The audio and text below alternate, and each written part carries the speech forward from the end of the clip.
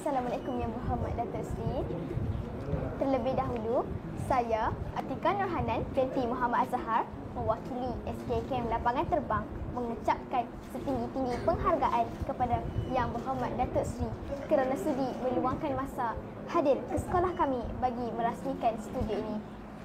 Saya berbesar hati kerana diberi peluang untuk mengadakan sesi temu ramah eksklusif bersama Datuk Seri.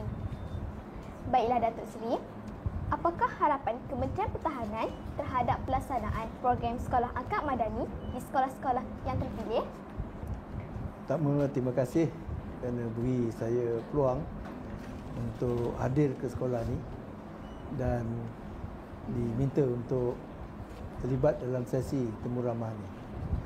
Saya gembira dapat datang dan melihat kepada pelaksanaan program sekolah angkat ni, satu usaha yang dilakukan dan diputuskan oleh kerajaan, dan saya gembira kerana semua syarikat yang terlibat di bawah LTAT telah dapat melaksanakan tanggungjawabnya dengan baik, memastikan program itu benar-benar bermakna dengan mengadakan pengisian yang betul-betul menepati kehendak pihak sekolah. Dan dengan apa yang dilakukan oleh Paman Niaga, Kementerian Pertahanan berharap sekolah benar-benar menggunakan dan memanfaatkan segala pemberian dan program yang telah diusahakan melalui program sekolah angkat ni. Dan saya percaya dan berharap ia betul-betul dapat memastikan pelajar-pelajar yang berada di sekolah ini mendapat kebaikan daripada usaha ini.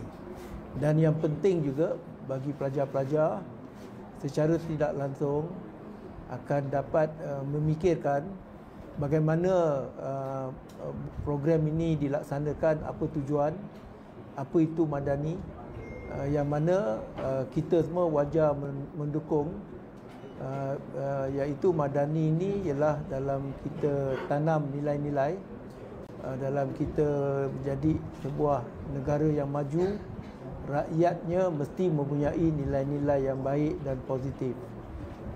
Sesebuah kerajaan itu bukanlah semata-mata satu pemerintahan, tapi apa yang kita lakukan ni ialah kita nak bangunkan tamadun.